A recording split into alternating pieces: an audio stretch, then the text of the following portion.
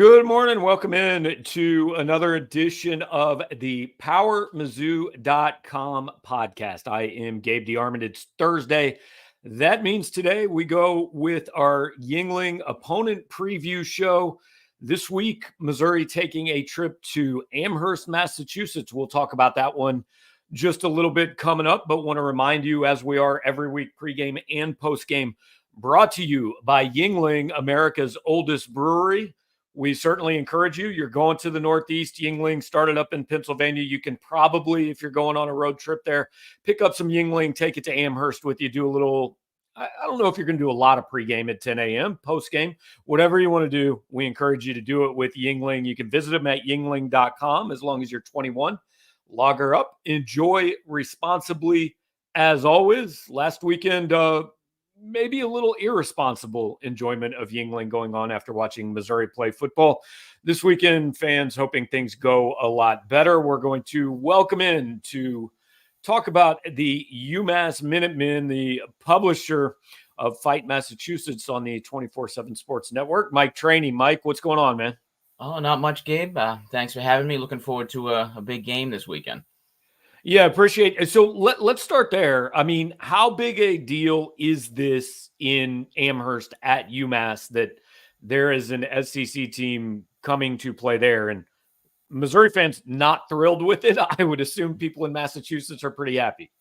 Yeah, I mean, it's definitely a big deal for UMass, first SEC opponent to come to Amherst to play. They've hosted a couple of SEC teams, Vanderbilt, Mississippi State at Gillette Stadium as part of their move up several years ago. But it is a big deal for the school, for the program to have a top 25 team, an SEC program coming in to play at McGurk. So people are pretty excited for that. The school has said that they're looking at probably close to a sellout. It's a small venue. It's only about 17,000 seats, but close to, if not a sellout for the game, which would be the first one in McGurk in, I think, a decade. So that would be a pretty big deal as well.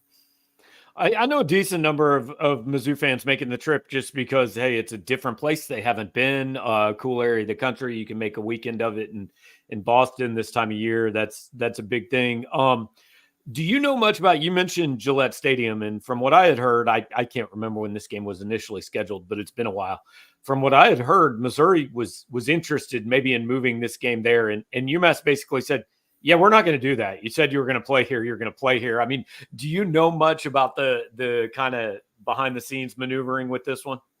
I mean, I know a little. I know it was a deal signed probably 2 athletic directors ago from Missouri. Yeah. I can understand too, the fans, just like the fans at UMass, I mean, they were pleasantly surprised. The Missouri fans probably not so pleasantly surprised that they agreed to a home and home with UMass, and that the game was going to be in Amherst. I know certainly that Missouri has tried several times over the past couple of years to try to convince UMass to move this game to Gillette Stadium. UMass played at Gillette when they moved up initially in 2012 and 2013 full-time, and they played at Gillette for about half their games for the next 3 or 4 seasons. They've used it off and on for like one-off games against Boston College, BYU since then, but they've made a commitment to try to make sure they have all their games on campus.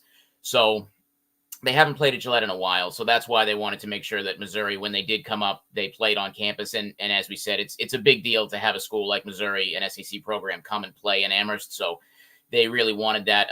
Missouri definitely tried to get it moved to Gillette. I know there was some talk about them potentially trying to buy the game out too, but I guess the buyout's about $1 million, and they weren't going to pay that either. So it ends up sticking around, and it's going to be an interesting Saturday in Western Massachusetts. For Missouri fans that are going up there and don't really know what to expect other than having seen a picture, what is the capacity? How much do you know how many tickets kind of the visiting team gets? What's the, I guess, atmosphere going to be like on Saturday?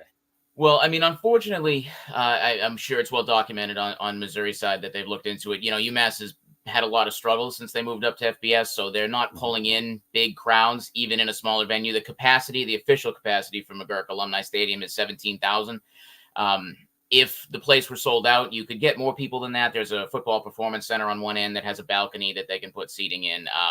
They've also talked about the potential for temporary seating as well for this, but I don't think they're going to need it in this game. It'll probably be close to that 17,000.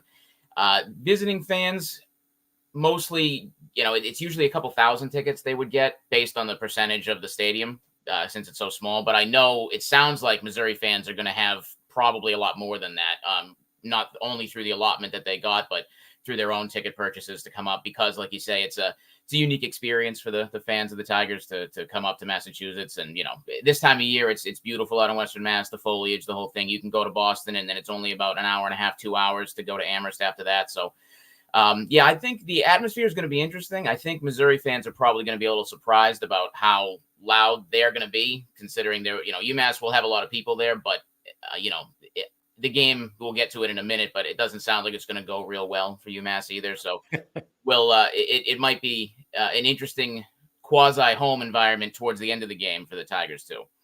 Yeah, we will start talking about the game. I want to give a shout out to Freeway Jared, joins all of our shows for the Super Chat. I appreciate you, Jared, being here again this morning. And all right, so Eli Drinkwitz said on Tuesday, Massachusetts is a lot better than its 1-5 record. I'm just going to ask you plainly, is Massachusetts actually better than its 1-5 record?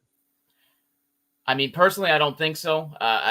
This is the 13th year UMass has been in FBS, and the best they've ever done is 4-8. And they haven't actually gotten to 4-8 in a long time. It's been a struggle this year. They've played 5 MAC games, which they've lost all of them. And the MAC is the conference UMass is moving to full time next season. And their only win is against an FCS program, and they needed to come back in the fourth quarter to do that. They've been competitive in some of these games. They have been. I'll give them that. But at the end of the day, they came up on the wrong side, and you got to win games. 13 years into this, UMass hasn't won a lot of games, so we're well past the moral victory stage in Amherst. Like they're a 1-5 football team, probably bottom 10 in the country right now. That's just the reality.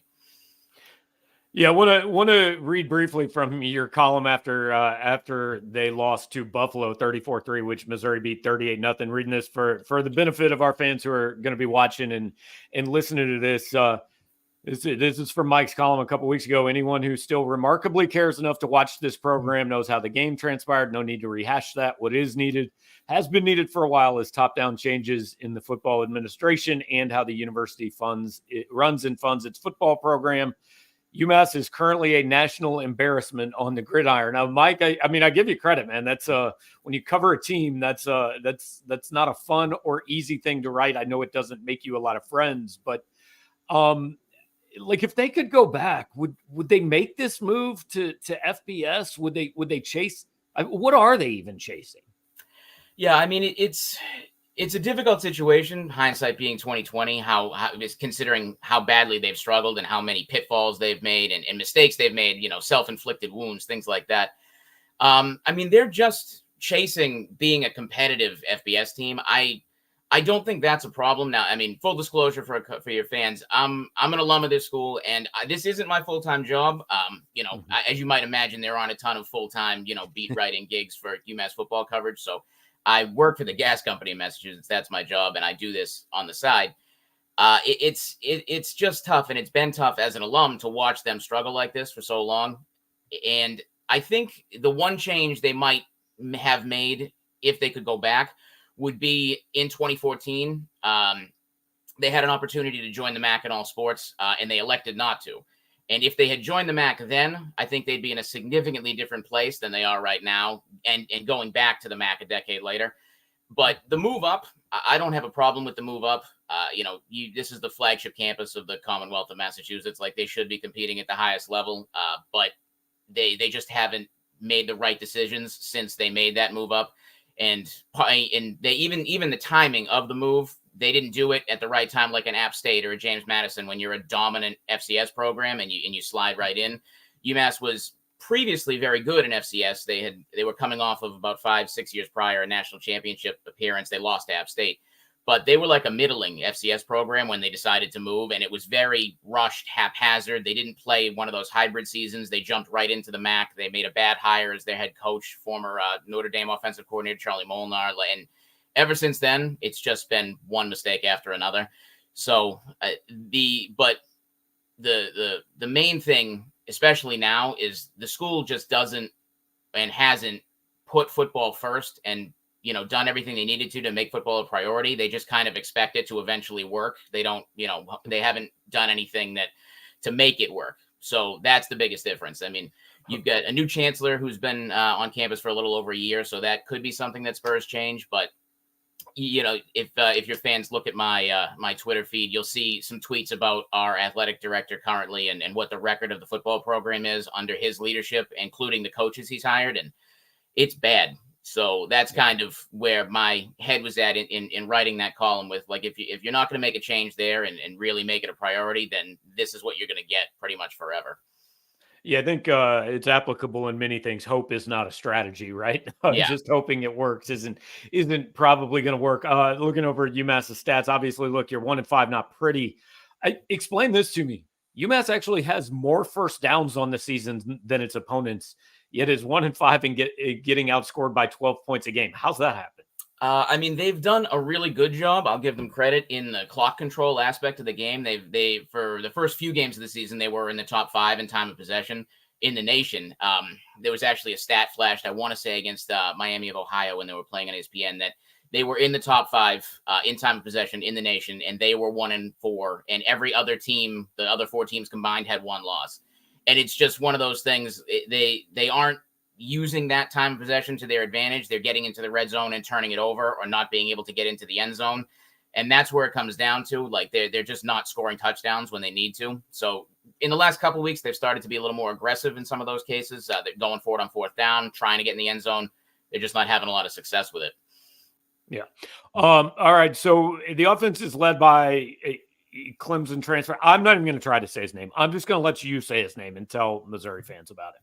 Yeah, Tyson Pumachan is a Connecticut native, played at Avon Old Farms in Connecticut, was a very highly rated recruit going to Clemson, but he was the backup to, like, Trevor Lawrence, didn't get a ton of snaps.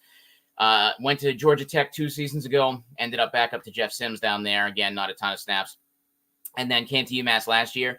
He's a very talented kid, especially for the group of 5 level, and the unfortunate thing is, all that talent is probably getting wasted a little bit this season, which is too bad. But, he can keep UMass in a game with his legs and, with his arm. He's got a very strong arm, and his ability to scramble has been very helpful to keep some of those drives going, with the time possession numbers, the first downs.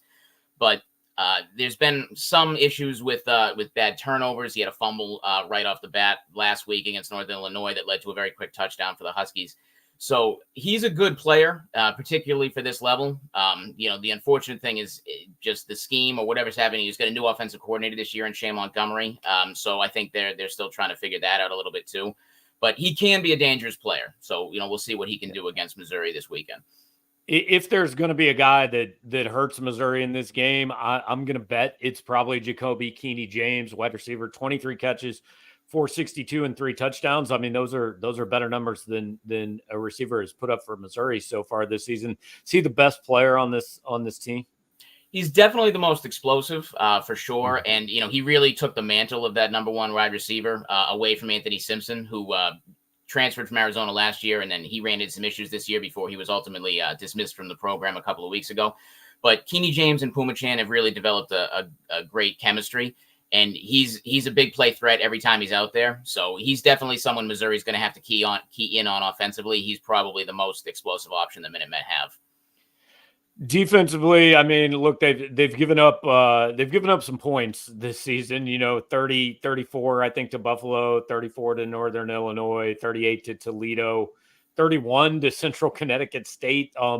Is the defense, Missouri's offense is the source of much consternation among Missouri fans so far this year, but it's been a little bit of a different level of competition. For some of that is the UMass defense, are there problems they can cause for Missouri? Tell you the truth, I'm not sure. Like you say, I mean, those points against numbers aren't great. And, UMass's defense was supposed to be more of the strength of the team, under Don Brown, who's in his 3rd stint at UMass, 2nd stint as the head coach. The guy in Michigan, everyone knows, is like Dr. Blitz and all this stuff. He coaches his cornerbacks personally. But the secondary has been very prone to giving up explosive pass plays. And the front 7, notably the defensive line, has done a very poor job of creating any type of havoc or getting to the opposing quarterback. UMass only has 5 sacks on the season so far, and they've given up 20. So Pumachan, I believe, if he's not the most sacked quarterback in FBS, he's in the top 5. UMass doesn't have a ton of tackles for loss, and they've given up more than double the amount that they have on their own. So it's been a struggle defensively. And, for some of these MAC teams, they've been able to keep the games close because they're MAC teams. But when you struggle with a Central Connecticut State, to win that game on homecoming, Missouri, given everything, and I know Missouri had a game that people weren't thrilled with last week against Texas A&M. But yeah, this seems like, unfortunately for Minutemen fans, this seems like it's going to be like the perfect recipe for like a get-right game for Missouri. I think that they're going to be able to do almost anything they want, both on offense and defense. Yeah, I know Mizzou's a 4-touchdown favorite. I know you've said on your message board you don't really think that's nearly enough. I mean, give me I'm not even going to ask you, like, what's the path to an upset, because I think we both think that's incredibly unrealistic. But what's the path to, all right, you're in the second half in a game here? I'd say a couple things. I think they'd need a break in the sense that, Missouri's traveling to Amherst, and it's going to be 11 a.m. for them on the body clock, and they're a little rusty coming out of the gate. You probably need Missouri to be looking past this game too a little bit, which I don't think is going to be the case given their performance against Texas A&M. And then after that, you're going to need the defense for UMass probably to have their best performance of the year, particularly turning the ball over. If they create multiple turnovers and give themselves a couple of short fields, that's the way they'd be able to stay competitive in this game into the second half. But that's a lot of ifs, and I'm not seeing really any of those ifs coming true. I think, the fact that it's going to be an 11 a.m. game for Missouri is going to matter for maybe a drive or two. And then after that, it's not going to matter anymore. And the talent and the skill is going to win out. And it's probably going to be a rout. So. Yeah. All right. I always like to ask people this before road games for our fans that listen to this, especially a place they've not been. And look, a lot of people are probably going to be staying in Boston, maybe some in Hartford. But if there are people staying kind of in and around Amherst, and after the game, hey, game's going to end at 3:30. They want to go watch some other football, want to do some stuff in the area. Like, what should Missouri fans be doing Saturday night? Where should they go? What's a thing they got to eat up there? Yeah, I mean, Amherst, one thing Amherst does have going for it is it is a great college town. The big bar in the area, it's actually very close to the stadium. It's called the Hangar Pub and Grill, and they're famously known for starting. I don't know if you guys have a Wings Over in Columbia, something like that. If Missouri fans or kids at the campus have that, but that's where it started. That's a national wing chain, but they started in Amherst and they started at the Hangar. So that's a big spot. Everyone loves going there. If you get downtown Amherst, Antonio's Pizza is a very famous spot as well. Tiny little joint, but they have all kinds of pizza. Some of the best specialty pizza you'd ever have. So I mean, there's some nice restaurants, and there's a fairly lively bar scene for like the college kids downtown once Saturday night rolls around too. I don't know if any Missouri fans are going to necessarily want to dive right into that, but it is there. So. But yeah, it's like I said, it's a beautiful area of the country, especially this time of year. So, you can drive, you can even go from Amherst a little further west to the Berkshires and check out the mountains, or, even hiking or things like that. There's a lot of stuff to do, and this is a nice time of year to be doing it. So. For sure. Well, I can promise you Missouri fans will want to dive straight into that bar scene if this game is still a game in the third quarter. There's no question in my mind about that. I'm sure the bars would be thrilled if it was. So. Yeah, there you go. Mike, I appreciate your time, man. Thanks a lot for giving our fans some insight into the scene and the program, and we'll talk to you down the road. Oh, thanks, Gabe. Anytime. I'm looking forward to Saturday. Should be a good one. All right, sounds good. That is Mike Traini from Fight, Massachusetts on the 24/7 Sports Network. You want to know a little bit more about the Minutemen, you can head over to his site and read up on Missouri's opponent. Look, it's a weird game, but it's the game that's on the schedule, right? And coming off last weekend against Missouri, or against Texas A&M, Missouri's got to do something to figure out, where they go in the second half of the season. So appreciate you guys jumping on here. Those of you who were with us live, just like, comment, subscribe before you leave. If you're listening on the podcast, just say nice things, leave us a good review, all that. Want to remind you that our preview shows and our post-game shows. Post-game will start around probably 2:30 Central Time on Saturday. Brought to you by Yuengling all year long. Matthew J. just picked up a case of Yuengling for the Ozarks this weekend. Wherever you're at, pick yourself up some Yuengling. Enjoy some football. Thanks for hanging out. We'll talk to you next time.